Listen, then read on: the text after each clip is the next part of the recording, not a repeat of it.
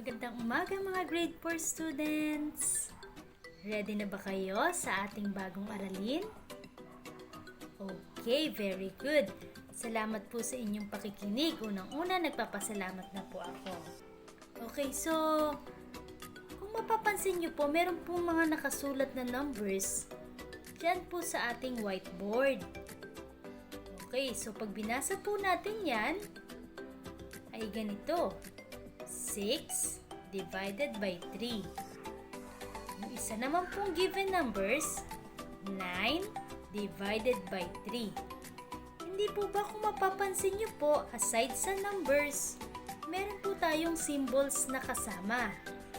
Ang symbols po na yan ay ang division symbols. Okay, yung pong may linyang pahalang, at may dalawang tuldok sa itaas at sa ibaba.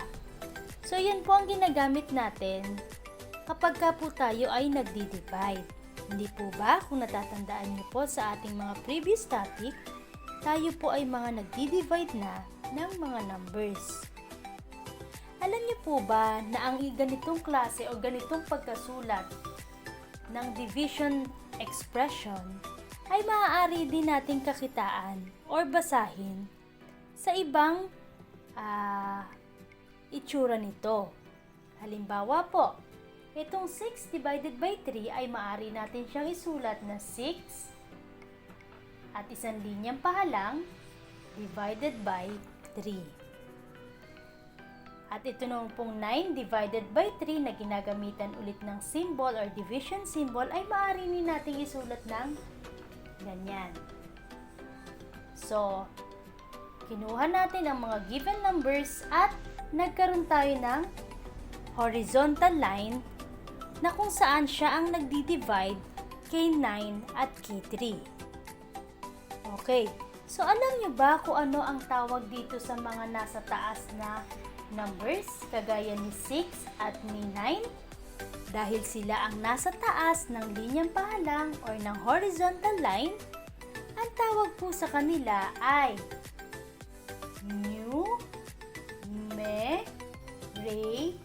numerators. Ulitin ko po, ang mga numbers na nasa taas ng linya kagaya ni 6 at ni 9 ay tinatawag na numerators. Samantalang, alam mo naman ba kung ano ang tawag sa mga nasa ibabang numero? Kagaya ng 3 at isa pang 3? Okay, ang tawag naman po dyan ay denominators. Okay, so iyan po ang tawag sa nasa taas at nasa ibaba. Ang tawag po sa kanila ay numerators, yung nasa taas, at denominators, yung nasa ibaba ng horizontal line. Okay, so hindi mawawala ang horizontal line kasi siya yung nagdi-divides sa kanilang dalawa, kay numerators at kay denominators. Okay, alam niyo na ba or may idea na po ba kayo kung anong topic natin? Base sa mga nakita niyong mga symbols, numbers, or yung position ng mga numbers? Okay, very good. Our topic for this week is about what we call fractions or fraction.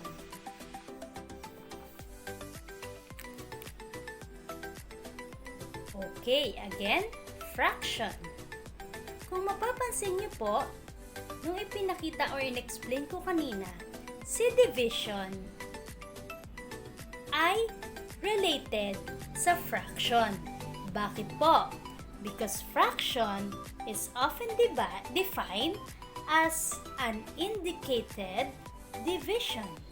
Again, ito po ay dinidefine as indicated division. Kung napansin niyo po kanina, si 6 divided by 3 or 6 over 3 ay equal lang siya sa 6 divided by 3.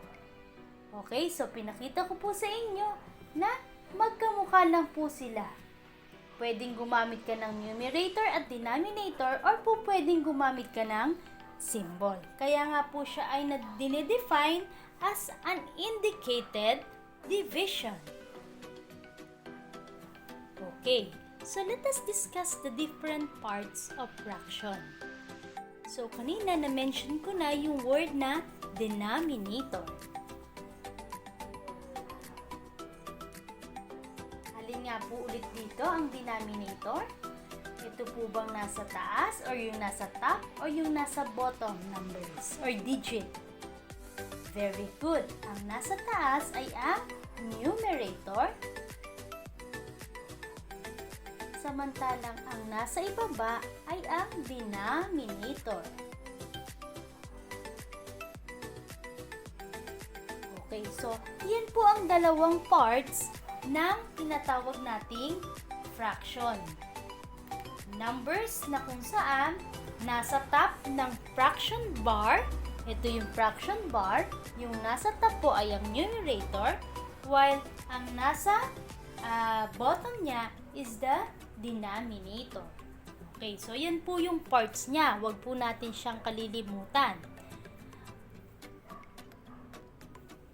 Okay, so kung mapapansin niyo po, meron akong iba't ibang klase ng fraction dyan na nakasulat sa board or example of fractions.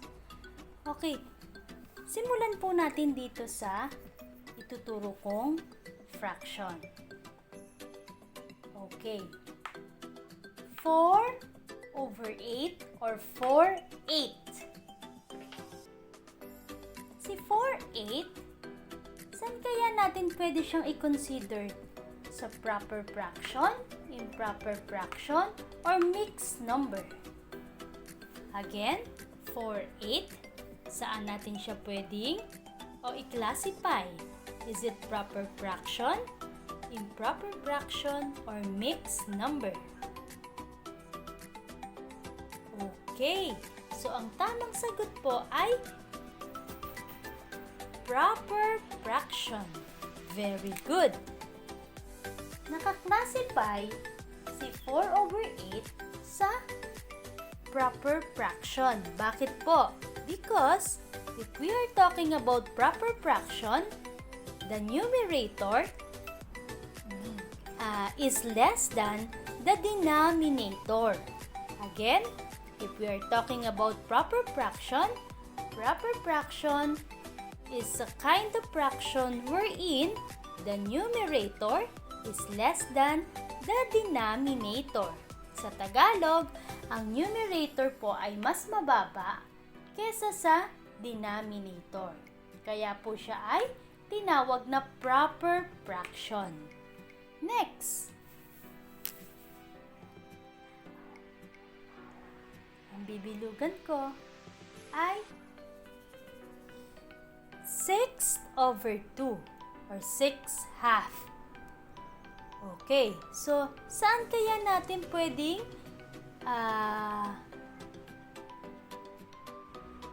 saan kaya naka-classify si 6/2? Okay, proper fraction, improper fraction, or mixed number? Okay, very good. Si 6/2 ay naka-classify sa tinatawag nating improper fraction. Bakit po? Because improper fraction is a kind of fraction wherein the numerator is greater than the denominator. Again, improper fraction is a kind of fraction wherein the numerator is greater than the denominator. Next fraction. Okay, so ang binilugan ko ay 10 and 1/8. 10 and 1/8. Pag binasa po natin yan, 10 and 1/8. Okay, so that's how we read this given fraction. As you notice, they are differ or this fraction is differ from this two fraction na nabanggit natin kanina.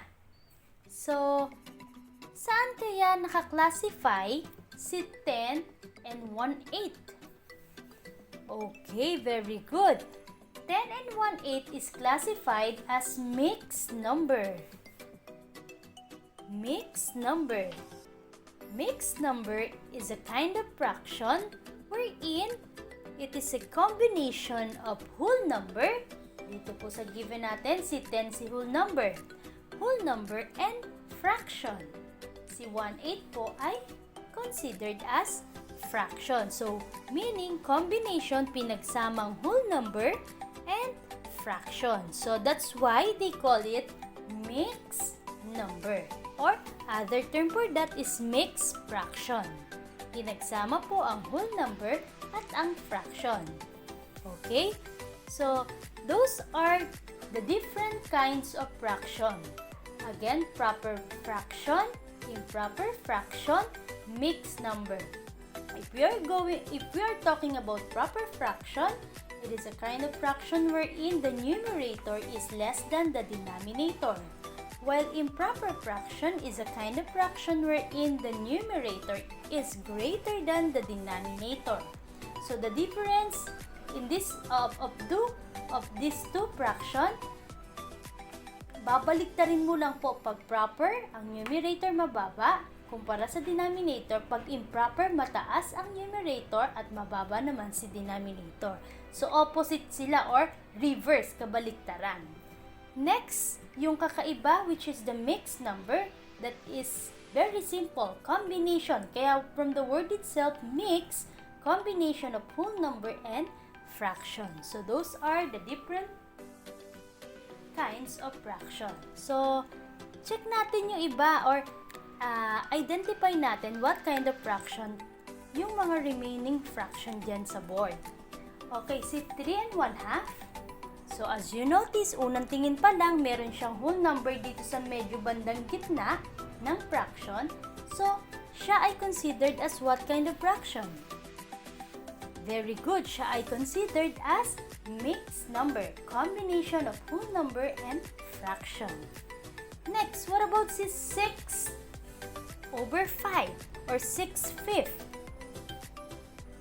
Okay, so siya ay kabilang sa improper fraction wherein yung numerator which is 6 is greater than the denominator which is 5. So, mas mataas si numerator kesa sa denominator. So, siya ay improper fraction. What about this one? 8/4 or 8/4. Saan po kaya siya nakabila? Yes, so siya ay kinabibilangan o ang kanyang kinabibilangan ay sa improper fraction. Very good. So, kasi po, ganun din, the numerator is greater than the denominator. Next, what about the last one? We have 6/6. Kung mapapansin nyo, hindi malaki ang numerator kung ikukumpara sa denominator. Ang tawag dyan ay equal. So, the numerator or the digit in the numerator is the same in the digit in the denominator. Saan po kaya natin siya pwedeng i-classify? Is it proper fraction, improper fraction, or mixed number? Okay, ang tamang sagot po kapag ka po ang numerator is equal sa digit or sa number na nasa denominator, ang tawag po dyan ay, or kino-considered po siya as improper fraction. Okay, so tatandaan niyo po, let's have another example. 3/3, so magkamukha si numerator at si denominator, so therefore, ang tawag po dyan ay improper fraction. Okay? So, another example for that, 10/10. So, magkamukha sila ng numerator at denominator. So, siya po ay improper fraction. Hindi natin po pwedeng tawagin siyang proper fraction kasi po, the definition of proper fraction is that the numerator is less than the denominator. So, ngayon, ang case po dito, if they are equal, they are considered as improper fraction. So, that is fraction. We have proper fraction, improper fraction, mixed number. So those are the different kind of fraction. Okay, so kanina, ang example natin ay 6/6, if you still remember. And also 3/3. Okay, tatandaan nyo po na meron tinatawag tayong fraction na equal to 1. Bakit po ma'am nag-i-equal to 1? Si 1/8 po ba equal to 1? Si 2/3 po ba equal to 1? Or si 6/6 po ba equal sa 1? Or si 3/3, is it equal to 1? In this given fraction, which of this fraction is equivalent to 1? Okay. So, ang fraction po na nag-i-equal sa 1 ay bibilugan ko. Okay? And also, this one. Ma'am, bakit po sila naging equal sa 1? Kasi po, sabi natin kanina, ang fraction po ay indicated division. Right? So, fraction is an indicated division. So, therefore, kung gagamitin natin yung division na operation, 6 divided by 6, that is equivalent to 1. Next, 3 divided by 3, that is equivalent to 1. What about this one? 1/8. 1 divided by 8 is cannot be, right? So, possible na maging decimal point ang answer. Next, 2/3 or 2 divided by 3, that is, ano po? Ano po ang sagot sa 2 divided by 3? So, cannot be also. So, therefore, kapag may nakita po kayo na magkapareho si numerator at si denominator, that is always equivalent sa 1. So, equal lang po sila sa 1, lagi po yun. Okay? Pag magkamukha ang numerator at ang denominator, that is equivalent sa 1. Okay. So, next, let us proceed to topic wherein we are going to change or to convert improper fraction to mixed number. So, as you notice, meron ako ditong mga dalawang fraction, 8/3 and 5/4. So, both of these fraction, both of them are considered as improper fraction. So, kaya nga ito po yung title natin, improper fraction to mixed number, wherein we are going to convert this fraction, this improper fraction, to mixed number. Ha? Ma'am Ethel, paano po yun mangyayari? Siya po ay improper na, and then, sabi niyo po is we are going to change this improper fraction to mixed number. Saan po kami kukuha ng whole number to make it mixed number? O para masabi po na mixed number sila. Dalawa lang po ang number na given, the numerator and the denominator. Wala po kaming nakikita na whole number base po sa given nyo. Okay, so ganito po yon. So balikan po natin. Ang sabi po natin, si fraction po is the, ano po tawag natin doon sa fraction? Fraction is what? Fraction is defined as the indicated division. Tama po ba? Okay, kung division po siya, pwede rin po tayong mag-divide. Hindi lang po yung magkamukhang whole number, magkamukhang number sa numerator at denominator. Pwede rin po tayong mag-divide sa kahit na anong fraction. Yun nga lang po, merong pagka ganito yung, meron pong fraction na whole number ang sagot, meron din naman pong fraction na may decimal point. Okay, so itry po natin itong 8/3 or 8 divided by 3. So, i-divide natin. 8 divided by 3. Okay, so pag nag-divide po tayo, 8 divided by 3 is equal to 2. Ito ba, ganyan? And then, 2 times 3, the answer is 6. Okay, and then magsusubtract tayo. 8 minus 6, the answer is 2. Di po ba nag-divide na po tayo? Okay, check natin.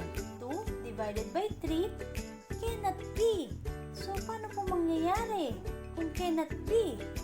So, therefore, gagamitin na po natin, nakuha na po natin actually yung sagot.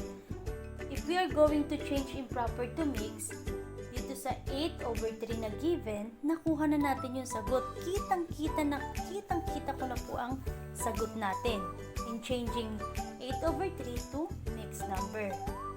Nasaan po ma'am ito ng sagot? Okay, bibilugan ko po ang napaka-importanting mga numbers. Okay, so napakahalaga po niyan. Bakit po ma'am?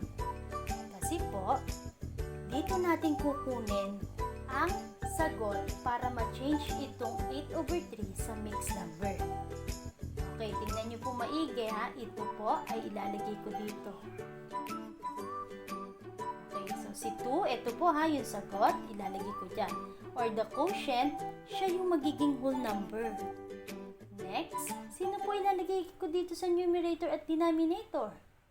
Okay, si remainder, since mako-consider na natin siya as remainder, si 2 ay nasa taas. And then, yung ating divisor, which is si 3, siya ang nasa baba. Okay, so therefore, if we are going to change this 8/3 to mixed number, ito po ang sagot niya, 2 and 2/3. So, ganun lang po kasimple mag-change ng improper fraction to mixed number. Kung mapapansin nyo, meron ng whole number. Kanina, wala siyang whole number. Di po ba? Kasi po, dinivide po natin siya. Unang step to change improper fraction to mixed number is to divide. Divide mo siya. Kunin mo yung quotient. Ang quotient niya, siya ang magsisilbing whole number. Ang divisor niya, siya ang magiging denominator. At ang remainder, siya ang magiging numerator. So, ito na po ang sagot. Ganun lang po kasimple.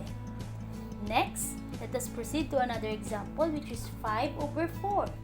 I-divide po natin. Okay. So, pag nag-divide po kayo, yung numerator nasa loob ha, and then yung denominator, siya ang divisor. Okay, 5 divided by 4, the answer is 1. 1 times 4, the answer is 4. So, subtract natin, 5 minus 4, the answer is 1. So, therefore, ano na po magiging sagot? Bibilugan ko ulit yung mga importanteng numbers. So, ano na po ang sagot? So, si 1 po ang siyang whole number natin. Siya po kasi ang quotient. And then, ang divisor po, ito po. So, siya ang magiging denominator. At ang remainder po natin ay ang 1. So, therefore, if we're going to change 5/4 into mixed number, the answer is 1 and 1/4. Okay? So, that's how we change improper to mix.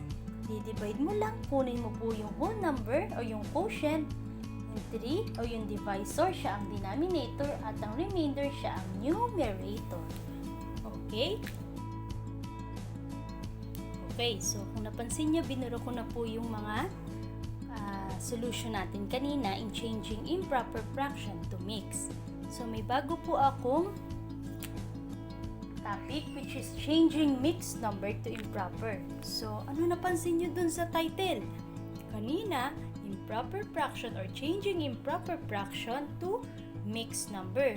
Ngayon naman po, babalik ta rin naman po natin. We are going to change mixed number to improper fraction. Okay? So, halimbawa po, hindi natin alam to. So, yung circle, hindi natin alam. Let us assume na hindi natin alam. So, ito lang ang given. Okay. So, how will you use this fraction or this mixed fraction or mixed number to, to solve for or to change this into improper fraction? How? Okay, so ganito po yan. Lalagyan ko ng operation ha.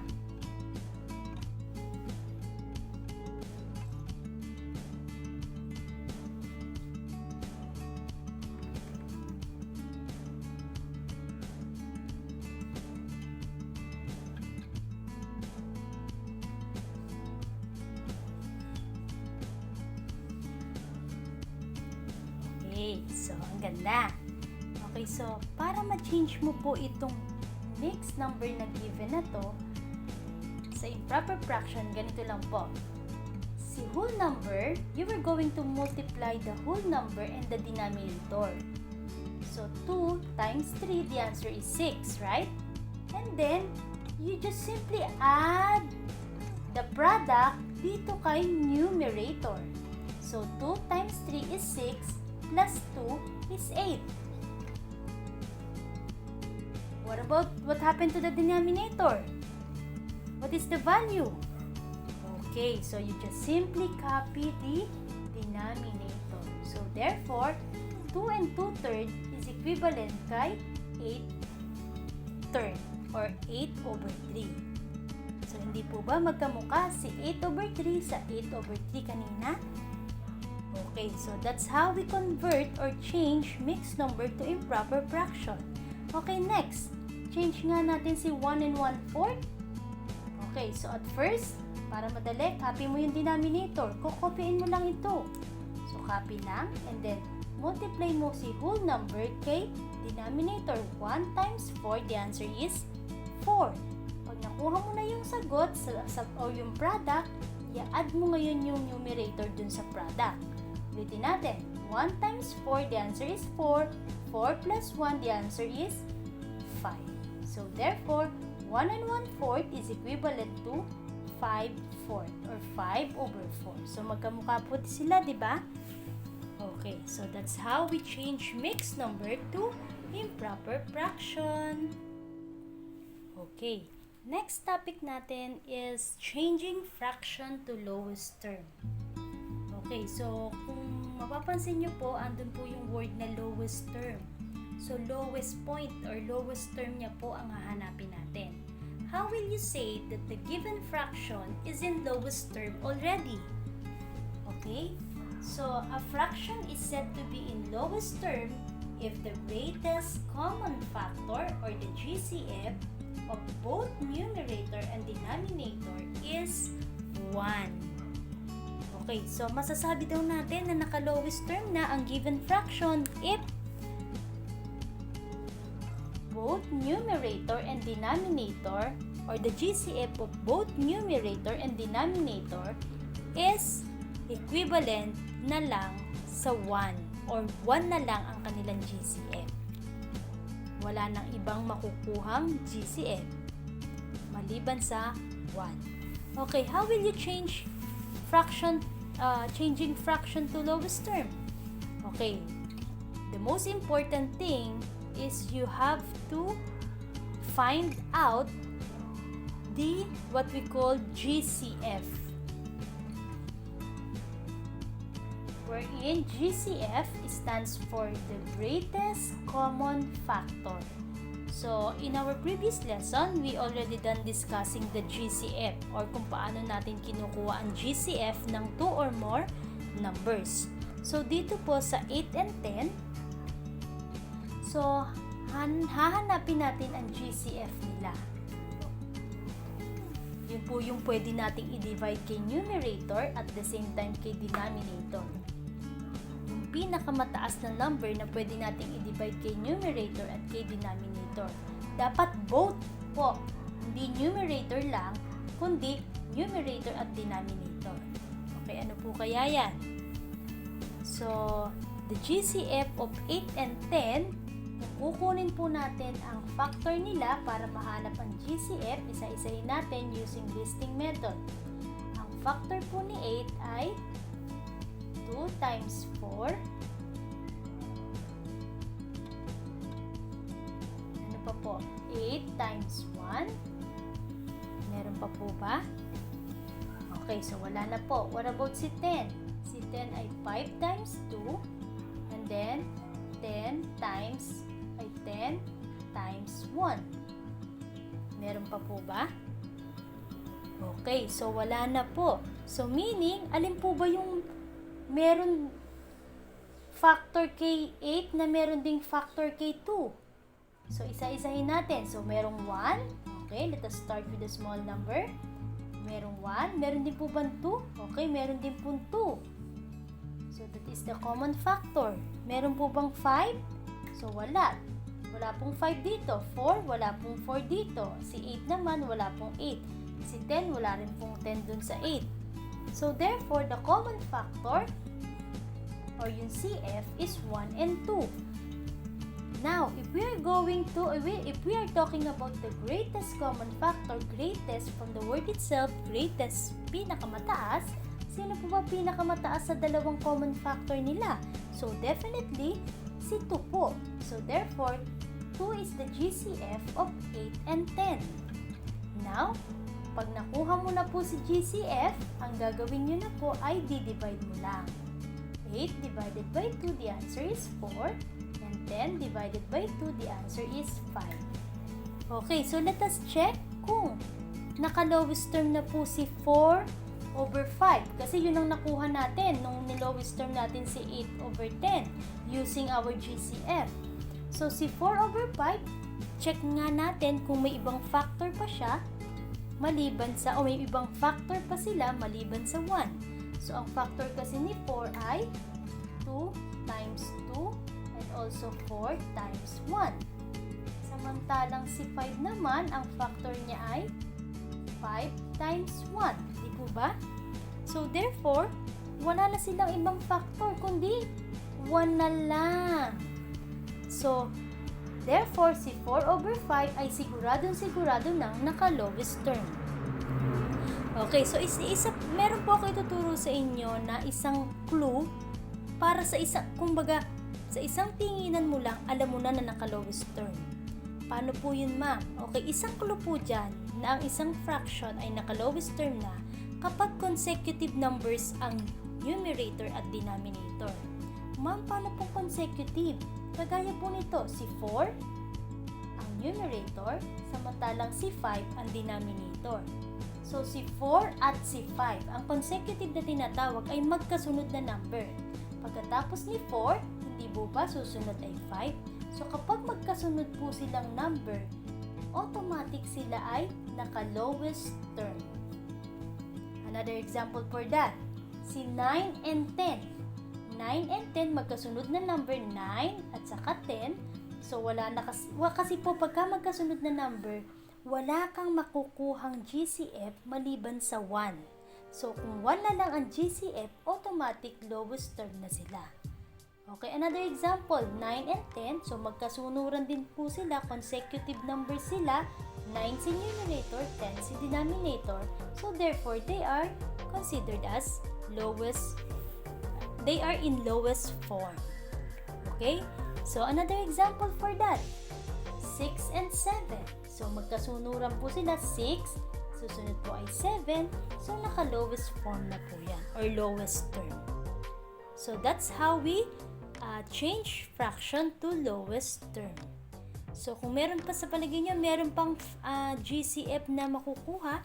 So, huwag kayong titigil hanggat hindi lumalabas na ang GCF lang ng numerator at denominator ay yung number 1.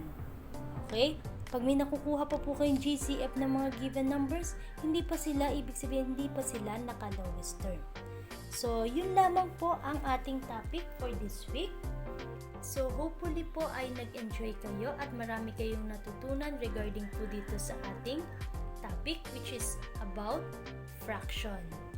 So, mag-iingat po kayo everyday. As much as possible po, wag po muna kayong lalabas ng bahay, lalo-lalo na sa mga bata kasi bawal po lumabas sa mga bata ngayon. Okay, so wag po kayo magtatampo kung hindi po kayo makagagala. Alam niyo naman po, hindi rin kayo nakakapunta sa school. So, pero, one thing is for sure at isa lang din ang masasabi ko, miss na namin kayo ng mga teachers nyo. Kaya, sana yung pagka-miss nyo sa amin ay idaan nyo na lang po dito sa pag-aaral nyo ng mabuti sa mga lesson natin para pag bumalik na tayo or naging normal na ang lahat na itinuro namin sa inyo, hindi na kayo mahihirapan sa susunod na level ng inyong pag-aaral. Okay, so thank you and that's all for today. God bless you all, guys!